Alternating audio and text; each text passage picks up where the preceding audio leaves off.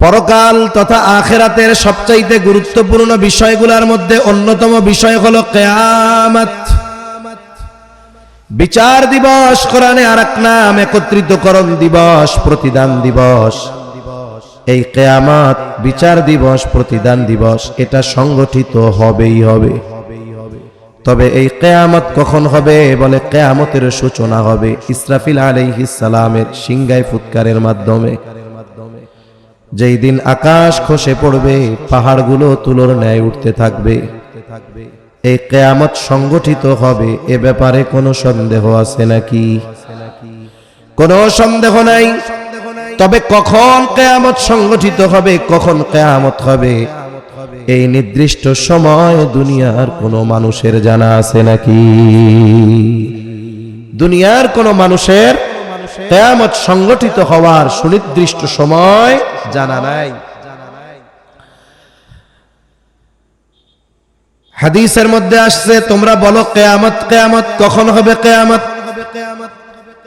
একটাকে বলা হয় ছোট কিয়ামত। এটা প্রত্যেকটা ব্যক্তির মৃত্যুর সাথে সাথে শুরু হয়ে যায়।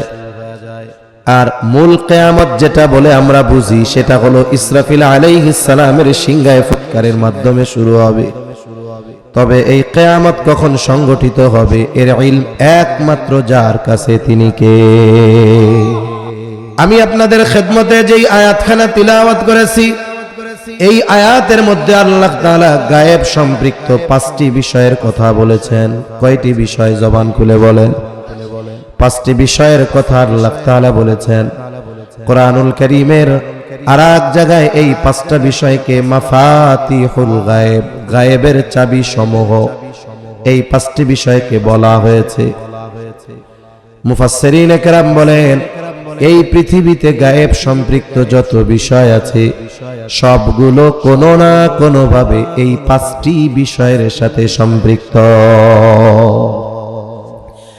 এই গায়েব সম্পৃক্ত 5টি বিষয়ের প্রথম বিষয়ের কথা আল্লাহ বলেন, ইন্নাল্লাহা ইনদাহু ইলমুস সাআহ।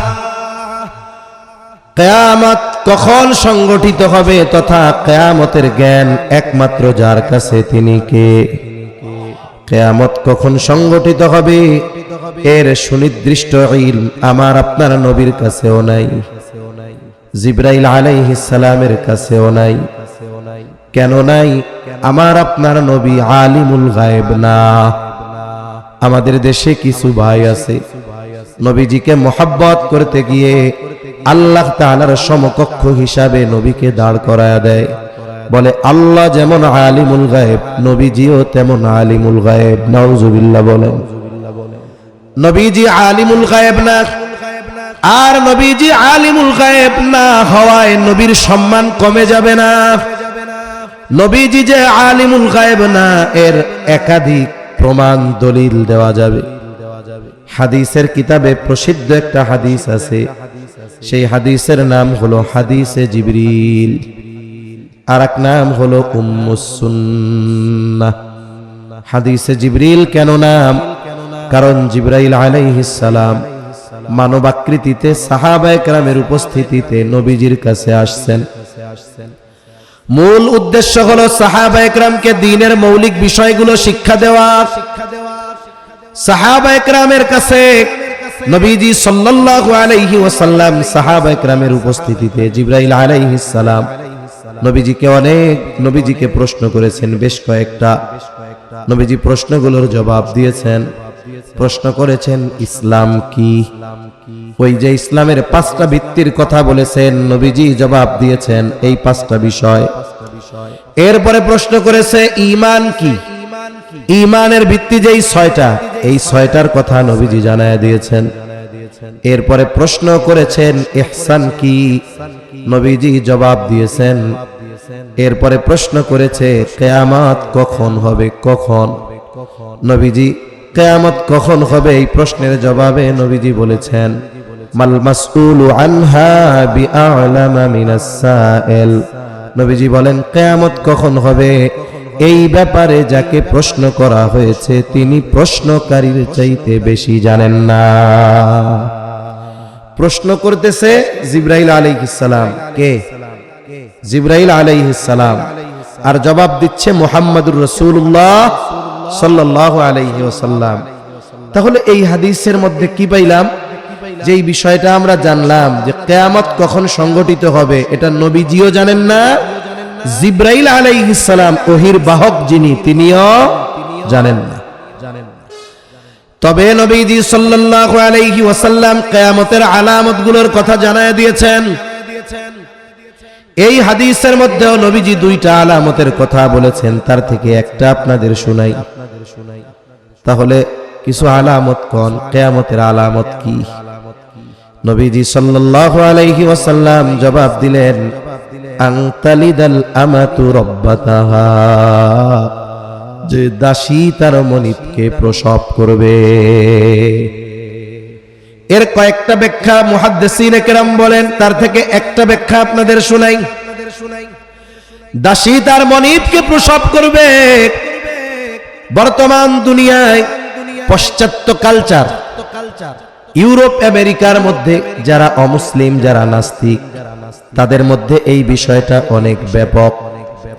মনে করেন অনেক ক্ষেত্রে এমন হয় মায়ের চাহিদা পূরণের জন্য ছেলে মায়ের সাথে জেনায় লিপ্ত হয়, নাউজুবিল্লাহ।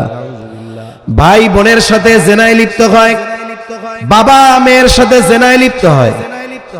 এগুলো পাশ্চাত্য কালচারের একটা অংশ। যদি উভয়ের সম্মতি থাকে এটারে হারাম মনে করে না। আমরা তো বুঝি না, টের পাই না। সময়ের সাথে সাথেও আমাদের এই দেশে ওই ধরনের অপরাধগুলো ঢুকায়া দেওয়ার চেষ্টা চলছে। আমাদের দেশেও একদল চেষ্টা করতেছে এই ধরনের অন্যায়গুলোকে রাষ্ট্রীয় পৃষ্ঠপোষকতায় বৈধতা দেওয়ার জন্য। এজন্য আমাদের সজাগ থাকতে হবে। শুধু যদি মনে করি নামাজ, রোজা, হজ, যাকাত আর দান সদকা করে জান্নাতে চলে গেলাম, এটা মনে করার সুযোগ নাই। এগুলো তো লাগবে।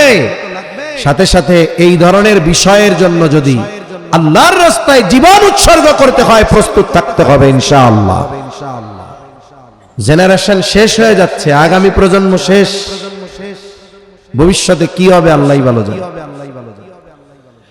কিন্তু মুসলিম আমরা এই বিষয়গুলো স্বপ্নে দেখলেও এটা আমাদের কাছে ঘৃণার কারণ। কেউ যদি চিন্তাও করে নিজের কাছে নিজের সে ঘৃণা করবে, ধিক্কার দিবে। কিন্তু মুসলিম সমাজের মধ্যে কি আছে? বলে মা বাবার সাথে অসৎ আচরণ। এমন আচরণ মায়ের সাথে আমাদের সমাজে হয়। একটা মা সন্তান জন্ম নেবার পর বাবা মারা গেছে, ওই দুগ্ধপোষ্য শিশুর মহব্বতে মা আর বিবাহ করে নাই কারো সাথে। সারা জীবন নিজের জীবন যৌবন উৎসর্গ করে, কত কষ্ট করে পরিশ্রম করে সন্তানকে লেখাপড়া শেখায়। সন্তান এবার জাগতিক শিক্ষায় উচ্চ শিক্ষিত, অনেক সম্পদের মালিক, টাকা পয়সার মালিক।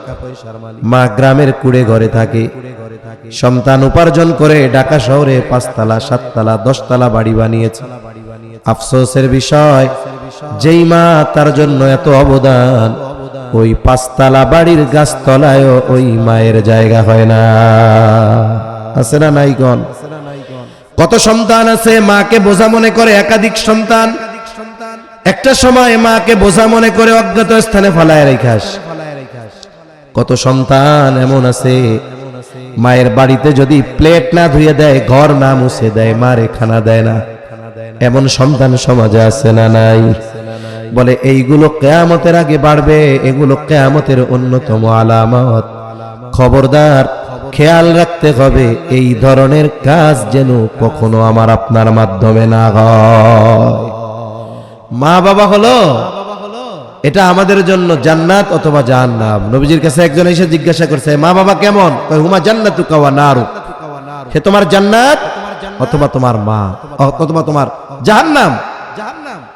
কোরআনুল কারীমে আল্লাহ জানায় দিবেন, মা বাবা যদি শিরকের আদেশ দেয়, শিরক করার কথা বলে, শিরক করা যাবে না, তবে এই কথা বলার কারণে মা বাবার উপরে কঠোর হওয়া যাবে না। এটা আল্লাহ তাআলার নির্দেশ। তার মানে মা বাবা কাফেরও যদি হয়, মা বাবার সাথে খারাপ আচরণের সুযোগ আছে নাই? কিন্তু আমরা মুসলমান, হায় হায়, মা বাবার সাথে কি খারাপ আচরণ করা হয়, এটা কিয়ামতের আলামত। এই ধরনের কাজ যেন আমার আপনার মাধ্যমে না হয়, আল্লাহ তৌফিক দান করেন। মূল কথা বলার উদ্দেশ্য হলো যে কিয়ামত কখন সংঘটিত হবে এটা নবীজিও জানেন না, জিবরাইল আলাইহিস সালামও জানেন না। তবে নবীজি সাল্লাল্লাহু আলাইহি ওয়াসাল্লাম অনেক হাদিসের মধ্যে আসছে কিয়ামতের আলামতগুলো জানায় দিয়েছেন। আমি আপনাদের খেদমতে এমন একটা হাদিস পাঠ করেছি যেই হাদিসের মধ্যে নবীজি 6টা বিষয়ের কথা উল্লেখ করেছেন এবং বলে দিয়েছেন ওই 6টি বিষয় সংগঠিত যতক্ষণ না হবে ততক্ষণ পর্যন্ত কিয়ামত সংগঠিত হবে না।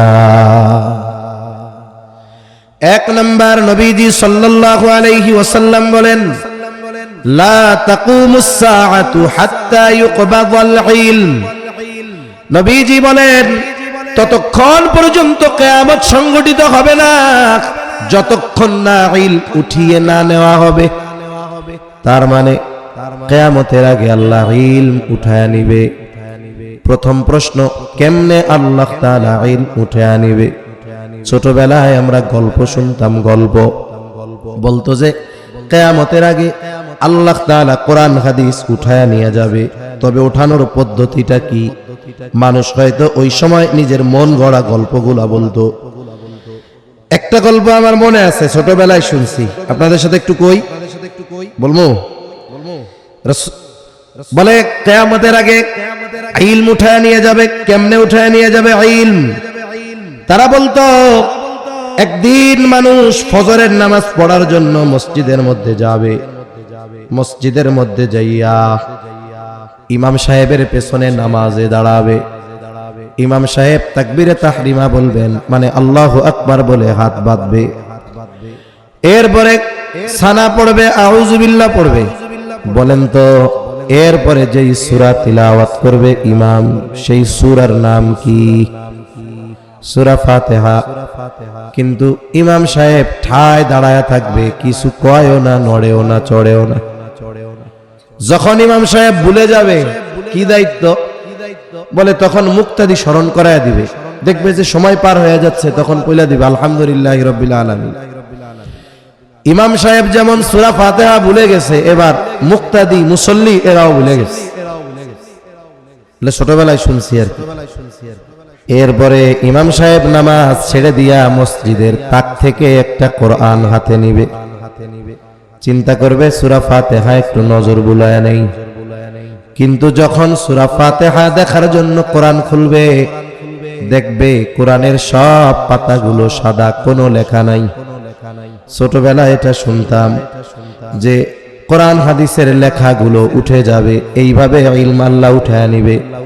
তবে নবীজি সাল্লাল্লাহু আলাইহি ওয়াসাল্লাম জানায় দেন ইলম আসলে আল্লাহ তাআলা এইভাবে উঠাবেন না। ইন্নাল্লাহা লা ইয়াকবিদুল ইলমা ইনতিজাআন ইয়ানতাজিউহু মিনাল ইবাদ। নবীজি সাল্লাল্লাহু আলাইহি ওয়াসাল্লাম বলেন আল্লাহ তাআলা তার বান্দার অন্তর থেকে একত্রে ইলম উঠায় নিবেন না। তাহলে কেমনে ইলম আল্লাহ উঠায় নিবেন? নবীজি বলেন ওয়ালাকিন ইয়াকবিদুল ইলমা বিকবদিল উলামা। বরং আল্লাহ তাআলা আলেমদেরকে উঠায়া নিয়ে যাওয়ার মাধ্যমে আল্লাহ ইলম উঠায়া নিয়ে যাবে। আলেমরা দুনিয়া থেকে চলে যাওয়ার মাধ্যমে ইলম উঠে যাবে। কোরআনও থাকবে, হাদিসও থাকবে, বরং সময়ের সাথে সাথে কোরআন হাদিসের লেখা ছাপা আরো উন্নত হবে। এখন তো আগে এক সময় কোরআন শরীফ নিউজ প্রিন্টে লিখত, লেখাগুলো পরিষ্কার হইতো না, মাঝে মধ্যে ওই হরকতের সাথে হরকত লেগে যাইতো, নোক্তা একটার জায়গা তিনটা মনে হইতো। কিন্তু এখন এত উন্নত বাইন্ডিং, অনেক উন্নত পৃষ্ঠা, ঝকঝকা ছাপা, আবার 4 কালারের লেখা, ওয়াজিব গুন্নায় সবুজ কালার, ইদগামের মধ্যে নীল কালার, ইখফার মধ্যে হলুদ কালার, জানি পড়তে সুবিধা হয়। কত সুন্দর ঝকঝকা চকচকা। কিন্তু আফসোসের বিষয় ঝকঝকা চকচকা বেড়েছে, আরো হয়তো বাড়বে, কিন্তু বাস্তবে কোরআনের আমল বাড়বে না। আর এক হাদিসের মধ্যে নবীজি সাল্লাল্লাহু আলাইহি ওয়াসাল্লাম বলেন ইউশিকু আইয়াতিয়া আলান নাসি জামান লা ইয়াবকা মিনাল কুরআন লা ইয়াবকা মিনাল ইসলাম ইল্লা ইসমুহু ওয়া লা ইয়াবকা মিনাল কুরআনি ইল্লা রাসমুহু। নবীজি বলেন, অচিরেই এমন এক জামানা আসবে যেই জামানায় ইসলাম নামে মাত্র থাকবে, ওই জামানায় কোরআন শুধু লেখায় থাকবে, বাস্তবে কোরআনের আমল থাকবে না। এখন এই জামানা চলতেছে, এই জামানায় পরিপূর্ণ ইসলাম মানা লোকের সংখ্যা খুব কম। মানুষ ইসলামকে মোটামুটি তাদের পরিচয় আর এক আনুষ্ঠানিকতার মধ্যে ইসলামকে আমরা নিয়ে আসছি। যেমন জুমার দিনের আনুষ্ঠানিকতা, শুক্রবারের জুমার নামাজ পড়া, সারা সপ্তাহে না পড়লেও জুমার দিন মোটামুটি হাজিরা দেয়। এরপরে ওই কিছু আচার অনুষ্ঠান আছে, এই কাজগুলো করে, কিন্তু প্রকৃতপক্ষে পরিপূর্ণ ইসলাম আমাদের ব্যক্তি জীবন থেকে রাষ্ট্রীয় জীবন পর্যন্ত, রাষ্ট্রীয় বিষয় তো পরে, বলে ব্যক্তি জীবনে অধিকাংশ মানুষ ইসলাম মানে না। বাংলাদেশের জরিপ হলো পরিপূর্ণ ইসলাম ব্যক্তিগতভাবে মানে এমন লোকের সংখ্যা শতকরা 1-2 জনও নাই। শতকরা কয়জনও নাই? ধরেন একজন। তার মানে 100 জন মুসলিমের মধ্যে একজন ব্যক্তিগত জীবনে পরিপূর্ণ ইসলাম মানে না। আফসোসের বিষয়। এরপরে নবীজি বলেন, কোরআন থাকবে কিন্তু আমল থাকবে না, শুধু অক্ষরগুলো থাকবে। আমল এক পাশে রাখেন, আজ থেকে কিছু কাল আগেও তো প্রত্যেকটা ঘরে কমপক্ষে কোরআনের তিলাওয়াত হইত। সকাল বেলায় প্রত্যেক বাড়িতে ফজরের নামাজের পর মহিলারা মৃদু আওয়াজে, পুরুষেরা উঁচু আওয়াজে পড়তো। ভুল হোক চাই শুদ্ধ হোক সেটা পরের কথা, কমপক্ষে কোরআনটা 2টা চেহারা দিয়া দেখতো। কোরআনের লাইনগুলার নিচে দিয়া হাতগুলা ছোঁয়া যাইত। কিন্তু আফসোস, এই আধুনিকতা, এই বিদ্যুৎ, টেলিভিশন, ইন্টারনেট, মোবাইল আমাদের ঘর থেকে কোরআন তিলাওয়াতটাকেও শেষ করে দিয়েছে। আমল তো যাইব, তিলাওয়াত নাই। যাই হোক, আমার মূল কথার দিকে যাই। নবীজি বলেন, আলেমদেরকে উঠিয়ে নিয়ে যাওয়ার মাধ্যমে আল্লাহ ইলম উঠায় নিবে। ওই যে কোরআন হাদিস ঝকঝকা চকচকা থাকবে, কিন্তু ওই কোরআন বোঝার মতো, আমল করার মতো ব্যক্তি সমাজে থাকবে না। হাদিসের উপরে আমল করার লোক থাকবে না, কোরআন বুঝার মতো লোক এক সময় থাকবে না। বলেন তো, শামসুল হক ফরিদপুরি রহমাতুল্লাহি আলাইহি, ওনার যেই কোরআন হাদিসের বুঝ, ওই রকম বুঝওয়ালা লোক এখন আছে নাকি? বেশি দূরে যাওয়ার দরকার নাই। শাইখুল হাদিস আল্লামা আজিজুল হক রহমাতুল্লাহি আলাইহি, ওনার যেই কোরআন হাদিসের বুঝ, বলেন তো ওই বুঝের লোক এখন আছে নাকি? নাই। সময়ের সাথে সাথে এই ধরনের মানুষ কমবে। কোরআন লেখায়ও থাকবে, হাদিসও লেখায়ও থাকবে, কিন্তু কোরআন হাদিস বোঝার মতো ওই ধরনের হক্কানি উলামা একরাম থাকবে না। তখন মানুষেরা জাহেলদেরকে তাদের নেতা বানাবে, ওই জাহেলদের কাছে ফতোয়া জিজ্ঞাসা করবে। জাহেল সব জানতা, ও প্রশ্ন করলেই জবাব দিয়ে দিবে। সব জানতা হুজুর আছে না? কিছু সব জানতা হুজুর আছে। এনারা টেলিভিশনে, কোন সময় মোবাইলে লাইভ অনুষ্ঠান করে, দুনিয়ার সব প্রশ্ন ওনাদের করবেন। দেখবেন জীবনে কোনোদিন বলবে না যে প্রশ্নটা আমার একটু কিতাব দেখে বলতে হবে, অথবা প্রশ্নটা আমার একটু ভেবেচিন্তে বলতে হবে। এই কিছু মানুষ এমন হয়েছে এখন, প্রশ্ন করার পরে মনে করে যদি জবাব না দিতে পারি ইজ্জত সম্মান থাকবে, কমপক্ষে মানুষের সামনে যা মন চায় গোজামিল দিয়ে জবাব একটা দিয়েই ছাড়বে। আছে না নাই এরকম? কিন্তু আপনি একজন মুহাক্কিক আলেমের কাছে যান, একটা ফতোয়া বিভাগে যান, ফতোয়া জানতে চান, তখন দেখবেন উনি বলবে লিখিত দেন, অথবা ভালো মতো শুনে উনি কিতাব দেখে এরপরে আপনার সমাধান দিবে। কিন্তু আলেম লাগবে না। চার দোকানে যাই এখন এক ফতোয়া জিজ্ঞাসা করেন, দেখবেন বিড়ি টানা মুফতি সাহেবের অভাব নাই। আলেম তো বহুদূর, এই ধরনের মুফতি সাহেব সমাজে অনেক আছে। তা মানুষেরা এই ধরনের আলেমদের কাছে ফতোয়া জিজ্ঞাসা করবে, তারাও ফতোয়া দিবে জাহেল। ফলশ্রুতিতে কি হবে? বলে যারা অনুসরণকারী, ফতোয়া জিজ্ঞাসাকারী, এরাও গোমরা হবে, আর ওরা তো গোমরাই। এই জন্য সাবধান। এই আলেমরা কোথার থেকে হয়? বলে হঠাৎ করে এই ছোট বাচ্চা আসমান থেকে আলেম হয়ে পড়ে না। বলে আলেম হওয়ার জন্য এই যে মালিগ্রাম রওজাতুস সুন্নাহ মাদ্রাসা থেকে তার সূচনা হয়। এজন্য এই মাদ্রাসাগুলো আমাদের সবচাইতে কল্যাণকামী, উলামায়ে কেরাম আমাদের কল্যাণকামী। বলে মাদ্রাসা থাকবে, আলেমরা থাকবে, আল্লাহ তাআলা আমাদের থেকে কিয়ামতকে দূরে রেখে দিবেন। আর আলেম থাকবে না, আল্লাহ তাআলা কিয়ামতকে ত্বরান্বিত করে দিবেন। এজন্য আমাদের উচিত যে প্রত্যেক ঘরে ঘরে কমপক্ষে একজন আলেম থাকা, প্রত্যেক ঘরে ঘরে কমপক্ষে একজন আলেম থাকা। আপনি সন্তানদের জাগতিক শিক্ষায় শিক্ষিত করলেও কমপক্ষে নুরানি মাদ্রাসাগুলায় 3, 4, 5 পর্যন্ত পড়ায়া এরপরে জেনারেল শিক্ষায় দেওয়া।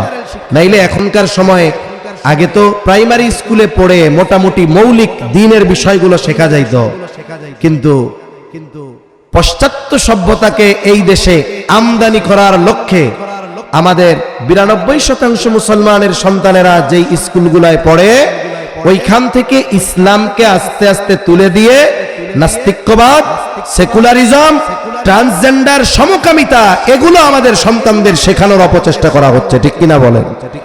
এজন্য কোন ইমানদার যেইখানে ঈমান বিধ্বংসী শিক্ষা ব্যবস্থা, ওই জায়গায় সন্তানদের পড়াইতে পারে না। কোন ইমানদার এই কাজ করতে পারে না। তাহলে 1 নাম্বার, কিয়ামতের আগে আল্লাহ ইলম উঠায় নেবেন। কেমনে উঠায় নেবেন? আলেমদেরকে উঠিয়ে নেওয়ার মাধ্যমে। 2 নাম্বার, নবীজি সাল্লাল্লাহু আলাইহি ওয়াসাল্লাম বলেন, ওয়া তাকসুরুজ জালাজিলু, কিয়ামতের আগে জালজালা বেড়ে যাবে। এই জালজালা বা ভূমিকম্প এটা কেন হয়? বলে ভূতাত্ত্বিক যারা, তারা বলেন আমরা বসবাস করি পৃথিবীর উপরিভাগে, তবে আমাদের অবস্থান একসাথে নয়। আমরা বসবাস করি এই স্থানগুলো বিভিন্নভাবে বিভক্ত। অবস্থান কোথায়? বলে টেকটনিক প্লেটের উপর। এক একটা মহাদেশ এক একটা প্লেটের উপর। এই টেকটনিক প্লেটগুলো নড়াচড়া করে, চলাচল করে। বিজ্ঞান বলে এই চলাচলের গতি ট্রাকের মতো না, বাসের মতো না, প্রাইভেট কারের মতো না। এই টেকটনিক প্লেটের নড়াচড়ার গতি হলো বছরে 10 থেকে 16 সেন্টিমিটার মাত্র। এক বছরে নড়ে কতটুক? 10 থেকে 16 সেন্টিমিটার। এই কারণে পৃথিবীতে সব সময় ভূমিকম্প হয়, তবে মৃদু মাত্রার ভূমিকম্প হওয়ায় এগুলো আমরা টের পাই না। মানুষ 2, 3, 4 মাত্রার ভূমিকম্প হইলেও এগুলো আমরা বুঝতে পারি না। এখন এই টেকটনিক প্লেট মাঝে মধ্যে গতি একটু বাড়ায় দেয়। গতি কত বাড়ে? মনে করেন যদি প্রতি বছরে টেকটনিক প্লেটের গতি নড়াচড়া হয় 16 সেন্টিমিটার, মানে 1 বছর চলছে যে 16 সেন্টিমিটার সর্বোচ্চ গতি। 16 সেন্টিমিটার যদি গতি হয়, অতিক্রম করা সমপরিমাণ গতিতে চলে, তাইলে 3.5 মাত্রার ভূমিকম্প হয়। এখন যদি গতিটা দ্বিগুণ হয়, যে 1 বছরে তার চলার গতি হলো এতটুক, সে 1 বছরে অতিক্রম করবে 32 সেন্টিমিটার মাত্র। 16 সেন্টিমিটার অতিক্রম করবে এই গতিতে যদি চলে, তাইলে যদি 3.5 হয়, 32 সেন্টিমিটার গতিতে যদি তার চলাচল হয়, যে 1 বছরে অতিক্রম করবে 32 সেন্টিমিটার, তাহলে ভূমিকম্পের মাত্রা হবে কত? 7 মাত্রার ভূমিকম্প যখন হয় তখন কি হয়? তুরস্কের উঁচু উঁচু স্থাপনাগুলো ভেঙে পড়ছে, আফগানিস্তানে লন্ডভন্ড হয়ে গেছে, মায়ানমার আর থাইল্যান্ড সীমান্তের উঁচু উঁচু বিল্ডিং গুলো বাতাসে এরকম কেমন যেন নড়তেছে। সমুদ্রের তলে যখন ভূমিকম্প হয়, বলে তখন জলোচ্ছ্বাস হয়, সুনামি হয়, সিডর হয়, এই ধরনের বিষয়গুলো হয়। জাগতিক নজর দিয়ে যদি তাকাই, বলে টেকটনিক প্লেটের নড়াচড়ার কারণে এই ভূমিকম্প হয়। কিন্তু ইমানদার জাগতিক এই বিপর্যয়, এই মুসিবতকে শুধু জাগতিক কারণ দ্বারা বিশ্লেষণ করে না, বরং কোরআন সুন্নাহর আলোকে তারা এটার বিশ্লেষণ করে। কথা কি বুঝেন? বুঝেন? মুখ দিয়ে এখন বুঝেননি? সজাগ আছেন? আছেন সজাগ? আচ্ছা, এটা তাকবীর দেন, নারায়ে তাকবীর, নারায়ে তাকবীর। মাশাআল্লাহ। আমি একভাবে বলি তো মাঝে মধ্যে বলতে বলতে আমার ঘুম চলে আসে। এখন তো ওয়াজ মানে হলো টক ঝাল মিষ্টি, এন্টারটেইনমেন্ট। এন্টারটেইনমেন্ট মানে বুঝেন? একটা বিনোদন। ওয়াজ মাহফিল কি হইছে এখন? বিনোদন।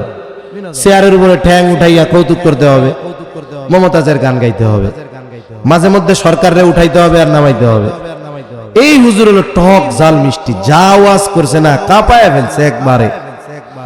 জিজ্ঞাসা করছে কি ওয়াজ করলো, কাঁপাইয়া তো ফেললো, কত দুই একটা বিষয় বল যেটার উপরে আমল করা যায়।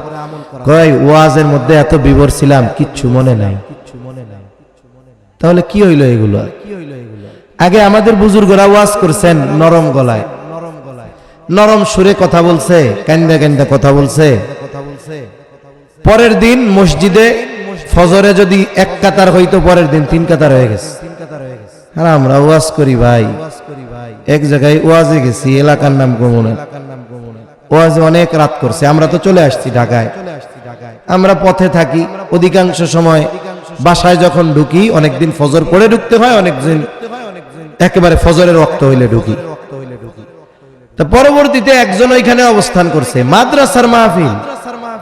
সে ফোন দিয়া কইতেছে হুজুর কাহিনী কি? কয় আমি তো ঘুমাইয়াছিলাম, কোনো মতে সূর্য ওঠার 3 মিনিট আগে নামাজটা পড়ছি, ওইটা দেখি সব লাশ। মসজিদে আজানও হয় নাই, নামাজও হয় নাই। এ সাতার ওয়াজ দিয়া কোনো লাভ আছে? এজন্যই তো সমস্যা।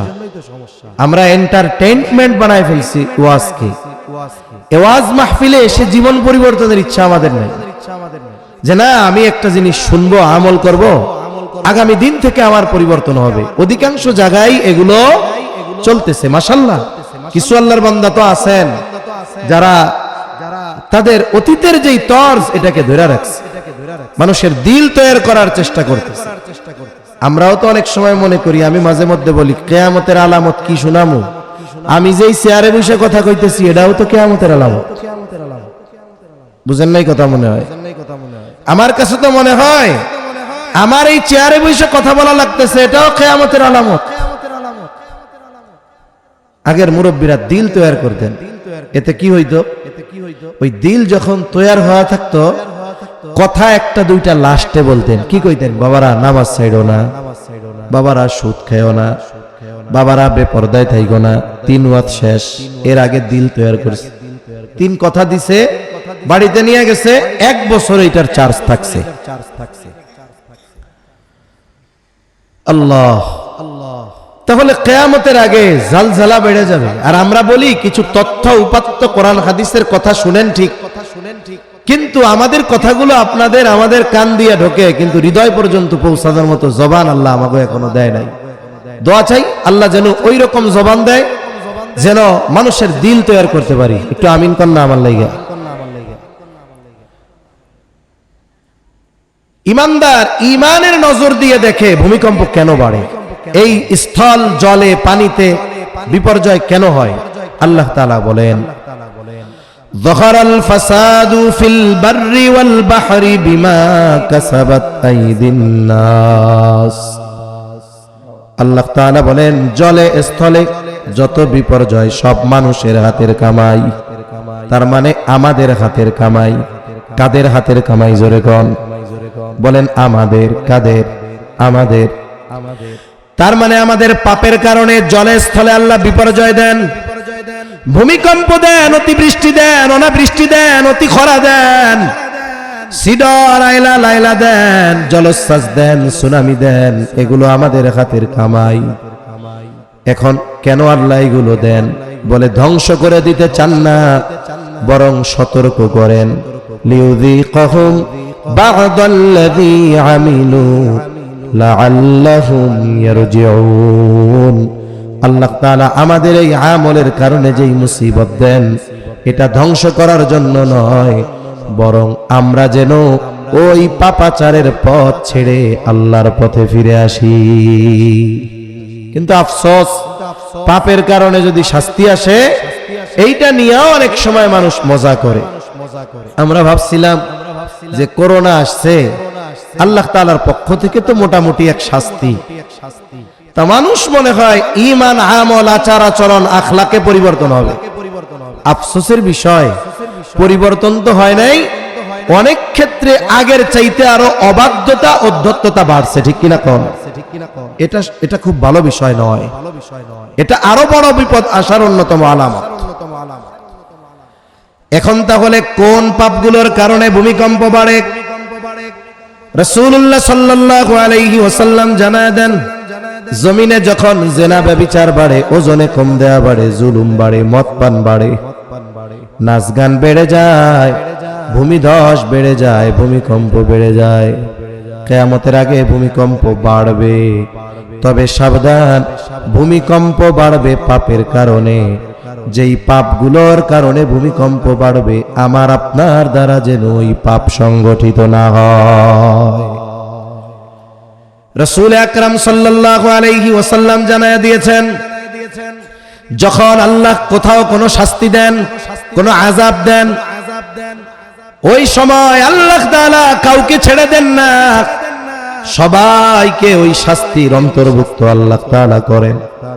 সাহাবায়ে কেরাম জিজ্ঞাসা করেন, ইয়া রাসূলুল্লাহ, আমাদের মধ্যে নেককার ব্যক্তি থাকার পরেও কি আমরা ধ্বংস হয়ে যাব?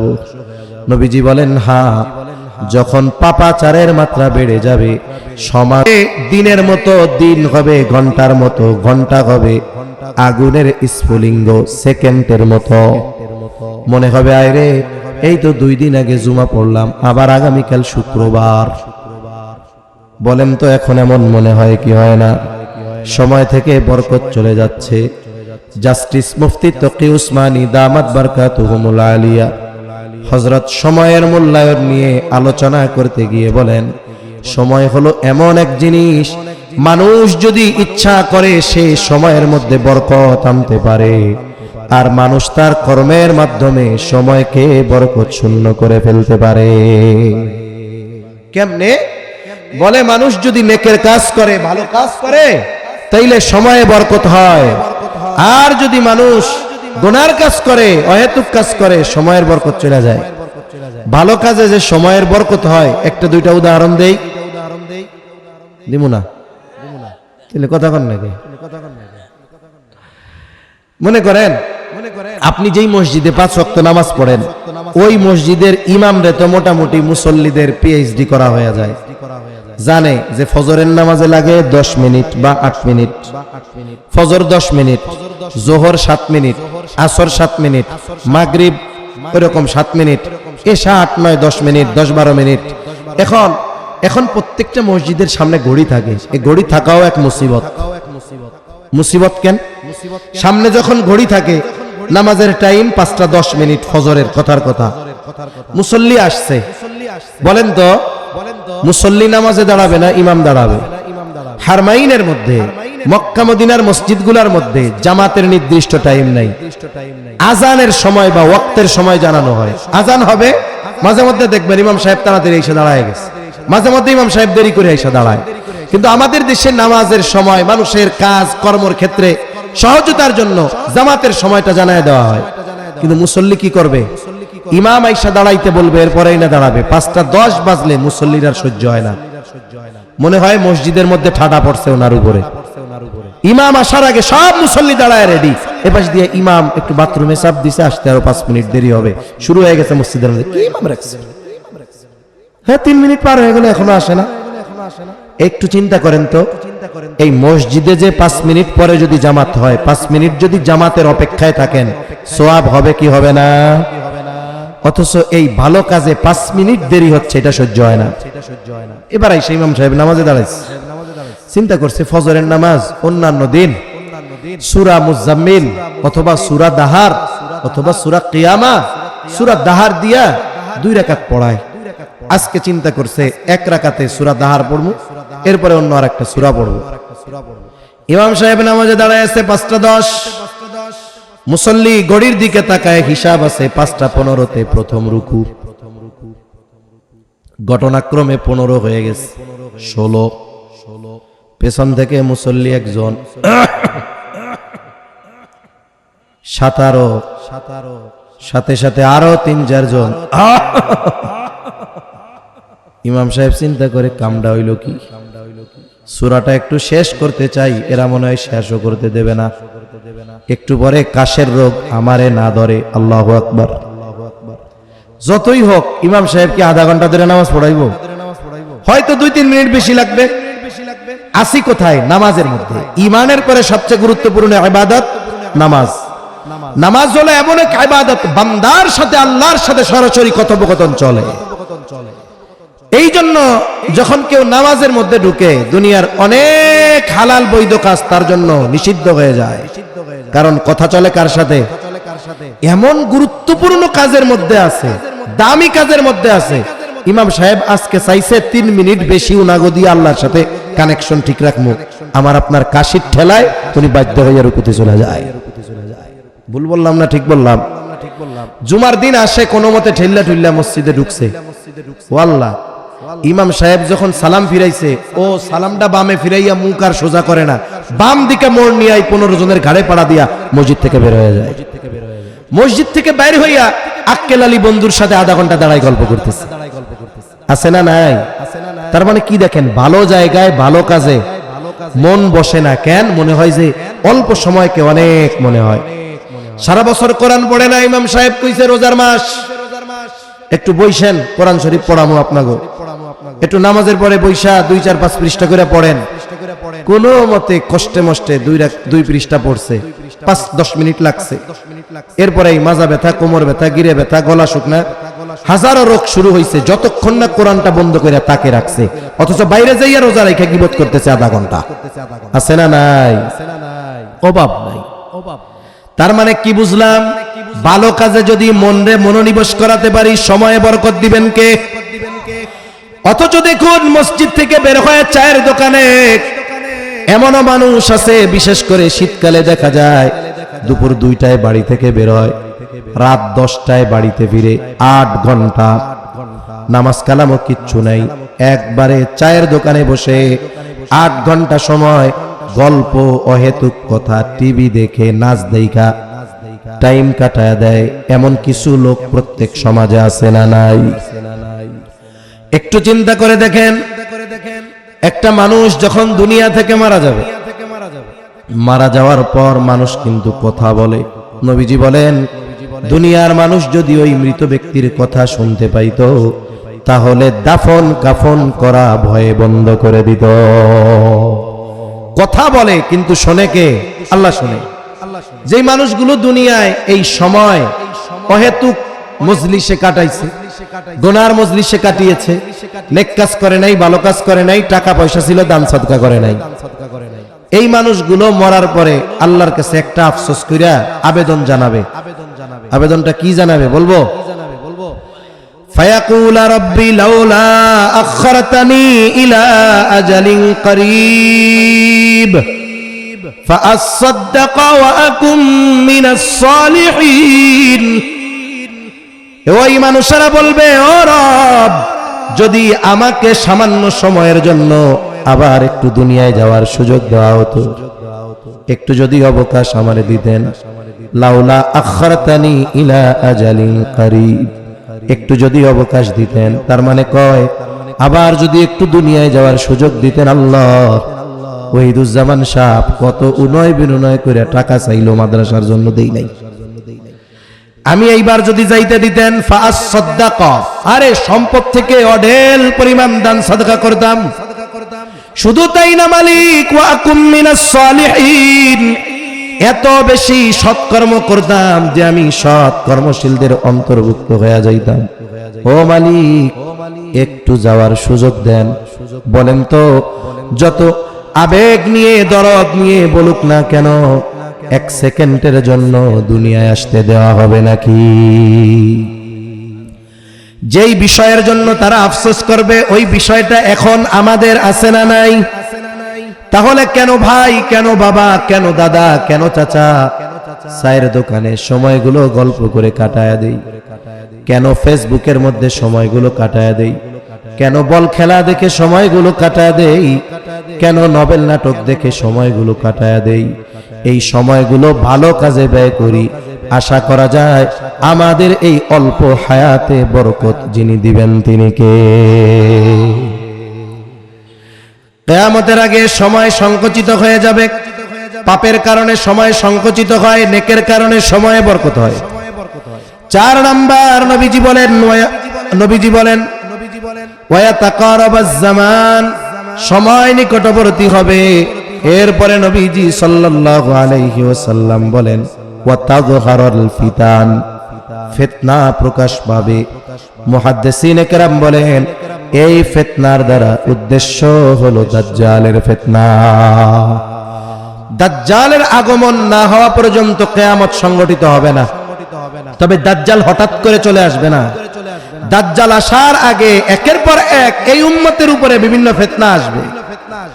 ফিতনার পরিস্থিতি এমন হবে, তসবিহ ছিঁড়ে গেলে যেমন তসবির দানা একটার পর একটা টপ টপ করে জমিনের উপরে পড়ে, এই উম্মতের উপরে একের পর এক ফিতনা পতিত হতে থাকবে। তার মানে দাজ্জালের আবির্ভাব ঘটবে। এর আগে ফিতনার মাধ্যমে দাজ্জালের আগমনের প্রেক্ষাপট ক্ষেত্র তৈরি হবে। নবীজি সাল্লাল্লাহু আলাইহি ওয়াসাল্লাম উম্মতের জন্য বড় রহম দিল, তিনি আমল শিখায়া দিয়েছেন ফিতনা থেকে বাঁচার আমল। নবীজি বলেন জুমার দিন যারা সূরা কাহাফের আমল করবে আল্লাহ তাআলা তাদেরকে দাজ্জালের ফিতনা থেকে হেফাজত করবে। কোন সূরা? সূরা কাহাফ, অনেক বড় সূরা, আধা পারার বেশি। এখন চিন্তা করতে পারেন কোরআন শরীফ সারা বছরে এক পারা পড়ি না, আধা পারা কেমনে পড়বো? কমপক্ষে প্রথম 10 আয়াত পড়েন। আপনি পড়তে পারেন না, আপনার মসজিদের ইমাম সাহেবকে বলেন হুজুর এই আমলের কথা তো শুনলাম জানলাম, আমরা তো পড়তে পারি না, কমপক্ষে সূরা কাহাফের প্রথম 10 আয়াত আপনি একটু তিলাওয়াত করে আমাকে শোনান। প্রতি জুমায় যদি শোনে 15, 20, 30 জুমা, 1 বছর ধরে শোনার পরে দেখবেন 10 আয়াত নিজের মুখস্থ হয়ে গেছে। বুজুর্গানে দিন বলেন এই আমলটা শ্বাস প্রশ্বাস যেমন জরুরি, দাজ্জালের ফিতনা থেকে বাঁচার জন্য এই আমল ওই রকম জরুরি বানায় নেওয়া দরকার। আমাদের মুরব্বীরা বলেন যেই আমল দাজ্জালের মতো মহা ফিতনা থেকে উম্মতকে হেফাজত করতে পারে, কেউ যদি এই আমলে অভ্যস্ত হয় আশা করা যায় দাজ্জাল আগমনের আগে যত ফিতনা আসবে এই আমলের বরকতে আল্লাহ তাআলা তাকে সকল ফিতনা থেকে হেফাজত করবে। তাহলে কিয়ামতের আগে দাজ্জালের আবির্ভাব ঘটবে, বিভিন্ন ফিতনা আসবে, বাঁচার আমল একটা কইলাম সূরা কাহাফ, আমল করব তো ইনশাআল্লাহ। আল্লাহ তৌফিক দান করেন। 5 নাম্বার নবীজি সাল্লাল্লাহু আলাইহি ওয়াসাল্লাম বলেন ওয়া তাকসুরুল হারাজ, কিয়ামতের আগে হারজ বেড়ে যাবে। ওয়া হুয়াল কাতলুল কাতল, এটা হলো পারস্পরিক হত্যাকাণ্ড। সাহাবায়ে কেরাম বলেন ইয়া রাসূলুল্লাহ আমরা তো প্রতি বছর যুদ্ধের ময়দানে হাজার হাজার মুশরিক হত্যা করি, এটাও কি হারজ নাকি? নবীজি বলেন না, এটা হারজ নয়। হারজ হলো কোনটা? বলে মুসলমানদের পারস্পরিক হত্যাকাণ্ড বাড়বে, প্রতিবেশী প্রতিবেশীকে হত্যা করবে, ভাই ভাইকে হত্যা করবে, চাচা ভাতিজাকে হত্যা করবে। এই যে পারস্পরিক মুসলমানদের মধ্যে হত্যাকাণ্ড কিয়ামতের আগে বাড়বে। আমরা অনেক সময় আফসোস করি না, গোটা পৃথিবীতে মুসলমানেরা নির্যাতিত। দৈনিক কাফেরদের হাতে যত মুসলমান মারা যায়, প্রতিদিন যদি সারা পৃথিবীতে কাফেরদের মাধ্যমে 100 জন মুসলমানের মৃত্যু হয়, কথার কথা, তাহলে গোটা পৃথিবীতে মুসলমানের হাতে অপর মুসলমানের মৃত্যু হয় কমপক্ষে 1000। তাহলে কোন কাফেররা আমাদের বেশি মারে না আমরা মুসলমানরা মুসলমানদের বেশি মারি? পারিবারিক কারণে, ব্যক্তিগত কারণে, সামাজিক কারণে, অর্থনৈতিক কারণে, রাজনৈতিক কারণে, প্রভাব প্রতিপত্তি বিস্তারের কারণে, জমি দখল, ক্ষমতা দখল, কত কারণে একে অপরকে হত্যা করতেছে। অথচ নবীজি বলেন সিবাবুল মুমিনি ফুসুকুন ওয়া কিতালুহু কুফর, মুসলমানকে গালি দেওয়া ফাসিকি, মুমিনকে গালি দেওয়া ফাসিকি, হত্যা করা কুফরি। একজন মুমিনের জান, একজন মুমিনের মাল, একজন মুমিনের সম্পদ, এটা আমার আপনার কাছে আমানত। মুমিনকে গালি পর্যন্ত দেওয়া যাবে না। আর সেই জায়গায় মুসলমানদের মধ্যে পারস্পরিক হত্যাকাণ্ড। অনেকে মনে করে যে আমি ইবাদত অনেক করি, মুসলমানদের সাথে যা করলাম আমার ইবাদত আমারে জান্নাতে নিয়ে যাবে, অথচ মুসলমানের সাথে ভালো আচরণ এটা নাজাত পাওয়ার অন্যতম কারণ। নবীজির কাছে দুইজন মহিলার কথা আসছে। একজনের ব্যাপারে বলা হলো, ইয়া রাসূলুল্লাহ, এই মহিলা এমন কোন আমল নাই করে না, তাহাজ্জুদ ওয়াবি নিশরাক সব আদায় করে, নফল ছুটে যায় না, জিকির আজকার ছুটে না, তবে একটা সমস্যা। কি সমস্যা? বলে প্রতিবেশীর সাথে একটু রূঢ় ব্যবহার করে। আর একজন বলে যেটা না করলে নয় এর বেশি করে না, কোনো মতে ফরজ ওয়াজিব সুন্নাতে মুআক্কাদা আর কোনো কিছু করে না, তবে প্রতিবেশীর সাথে উত্তম আচরণ করে। কে উত্তম? নবীজি জবাব দিলেন যে তার প্রতিবেশীর সাথে ভালো আচরণ করে। তাইলে নামাজ কালাম পড়লাম ঠিক, অপর মুমিনকে বকা দিলাম, গীবত করলাম, জবান হাত দ্বারা কষ্ট দিলাম, তাহলে আমি আবেদ হতে পারি, কিন্তু নবীজির হিসাবে ভালো মানুষ, নেককার মানুষ, উত্তম মানুষ হতে পারি না। এজন্য ইবাদত কম হোক, যতটুকু যথেষ্ট ওইটুকু হোক, তবে আমার আচরণের জন্য কোনো মুসলমান কষ্ট না পায়। হত্যা তো বহুদূর। যদি আমি আপনি জবানের নিয়ন্ত্রণ আনতে পারি, জবানের লাগাম ধরে রাখতে পারি, তাহলে দেখা যাবে অনেক অনাকাঙ্ক্ষিত ঘটনা থেকে সমাজ বেঁচে যাবে। আল্লাহ তৌফিক দান করেন। 6 নম্বর, নবীজি সাল্লাল্লাহু আলাইহি ওয়াসাল্লাম বলেন, হাত্তা ইয়াকসুরা ফীকুমুল মালু ফায়াফিদু। মুহাদ্দিসিনে কেরাম বলেন যে এই অবস্থা তথা কিয়ামতের আগে মানুষের সম্পদ উপচিয়ে পড়বে। এই অবস্থা হবে ঈসা আলাইহিস সালামের সময়। উনি যখন দাজ্জালকে হত্যা করবে, এরপরে দ্বীনি দাওয়াতে মনোনিবেশ করবে, সারা পৃথিবীব্যাপী ইসলাম পৌঁছায়া যাবে। কোন ইসলাম? ঈসাই ইসলাম? না না, রাসূলুল্লাহ সাল্লাল্লাহু আলাইহি ওয়াসাল্লামের আনিত শরীয়ত গোটা পৃথিবীতে পৌঁছায়া যাবে। অনেক মানুষকে এই এক জালেম গ্রুপ বিভ্রান্তির মধ্যে পালায়। ঈসা আলাইহিস সালাম শেষ জামানায় আইব না? নবীজি তো কইছে, উনি তো শেষ নবী, এর লেগে শেষে আইব। নাউজুবিল্লাহ কোন। ওনার আগমন হয়েছে, এটা হবে পুনরাগমন, মূল আগমন হয়ে গেছে। আচ্ছা, কথার কথা, মনে করেন একজন মানুষ মসজিদে সবার আগে গেছে, একেবারে আজানের পরপর উনি প্রথমে গেছে, প্রথমে গিয়ে জায়নামাজ বিছায়া সুন্নাত পড়া জরুরতে চাপ দিছে, এরপরে উনি আবার বাইরে গেছে, জরুরত টরুরত সাইরা দেখে যে ওনার পরে আরো 3 জন আসছে। এখন উনি পুনরায় হইলেন 4 নাম্বার, কিন্তু এখন 4 নাম্বার হলেও ওনার মূল আগমন কয় নম্বরে? ঈসা আলাইহিস সালামের আগমন তো হয়ে গেছে, আল্লাহ তাআলা আসমানে উঠায় নিছে, আবার শেষে উনারে পাঠাবে। যদি এমন হইতো না, উনারে একেবারে মায়ের পেটে দিয়ে আবার নতুন কইরা এই অবস্থায় পাঠাবে, যেই বয়সে আল্লাহ উঠায় নিছে একেবারে সেই বয়সে আল্লাহ আবার নামাবে। এজন্য ওনার আগমন আগে হয়ে গেছে, উনি পুনরায় আবার আসবেন, নিজের শরীয়তকে প্রচার করার জন্য নয়, বরং আমাদের নবীজির আনিত যেই দিন, এই দিনের দাওয়াত গোটা বিশ্বব্যাপী পৌঁছানোর জিম্মাদারি নিয়ে। ঠিক কিনা? এজন্য কিছু ভাই আছে আমাদের দেশ, তারা বলে নবীজি শেষ নবী না, এদেরকে আমরা কাদিয়ানী নামে চিনি। এরা কি বলেন? খতমে নবুয়তকে অস্বীকার যে করবে সে কাফের। সে কি? জোরে বলেন, কাফের। এজন্য দাওয়াত দেই, কাদিয়ানীও এই উম্মতের উপরে একটা ফিতনা। অনেক মডারেট সাধারণ মুসলমান কাদিয়ানীদের ফিতনা বুঝতে পারে না, না বুঝতে পারার কারণে, কথার মারপ্যাচ না ধরতে পারার কারণে ওদের অনুষ্ঠানগুলো অনলাইনে শুনলে সাধারণ যার মধ্যে ইলম নাই ও মনে করবে কিরে আমরাও যা বিশ্বাস করি ওরাও তা বিশ্বাস করে, কিন্তু কথার মারপ্যাচ তো তারা বুঝবে না। কথা বুঝেন নাই? এই যে ষড়যন্ত্র চক্রান্ত করে মুসলমানদের ঈমানহীন করার যে মিশনে নামছে কাদিয়ানী, এটাও এক ধরনের ফিতনা। এরা কাফের, তবে মুসলমানদের লেবাসে আছে, পরিচয় গোপন করে আছে। পৃথিবীর অনেক দেশে এই কাদিয়ানীদেরকে কাফের ঘোষণা করা হয়েছে, কিন্তু আফসোস 92% মুসলমানের দেশ, আমরা সব মুসলমানেরা কাদিয়ানীদের সম্পর্কে জানিও না। রাষ্ট্রীয়ভাবে কাফের ঘোষণার দাবিতে মধুপুরের পিসাব হুজুরের আহ্বানে গোটা পৃথিবী থেকে আন্তর্জাতিক ইসলামী স্কলারগণ আসবেন 15 নভেম্বর সোহরাওয়ার্দী উদ্যানে। নবীর খতমে নবুয়ত এটার হেফাজতের যেই জিম্মাদারি উলামায়ে কেরাম নিয়েছেন, নবীর খতমে নবুয়তের যেই উপরে যেই আঘাত ইসলাম বিদ্বেষীরা দিচ্ছে, এটার প্রতিবাদে সাথে সাথে রাষ্ট্রীয়ভাবে কাদিয়ানীদের কাফের ঘোষণার দাবিতে 15 নভেম্বর সোহরাওয়ার্দী উদ্যানে আমরা যাওয়ার চেষ্টা করব ইনশাআল্লাহ। বলেন এটা বড় এক ফিতনা।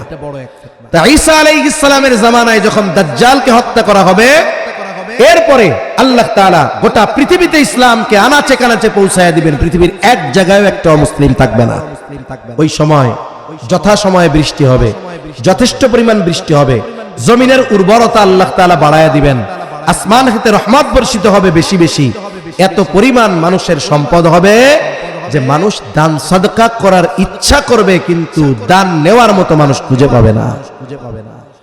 নবীজি এই 6টা বিষয়ের ব্যাপারে বলেছেন, এই 6টা বিষয় যতক্ষণ না সংগঠিত না হবে ততক্ষণ কিয়ামত হবে না। যেই বিষয়গুলো পাপের সাথে সম্পৃক্ত, আমাদের শিক্ষা হলো ওগুলো হবে, বাড়বে, তবে আমার আপনার মাধ্যমে যেন না হয়। আয়াতের দিকে ফিরে যাই, কথা শেষ। আল্লাহ তাআলা 5টি বিষয়ের কথা বলেছেন এই আয়াতে। কয়টা বিষয়? ইন্নাল্লাহা ইনদাহু ইলমুস সাআহ, কিয়ামতের ইলম একমাত্র কার কাছে?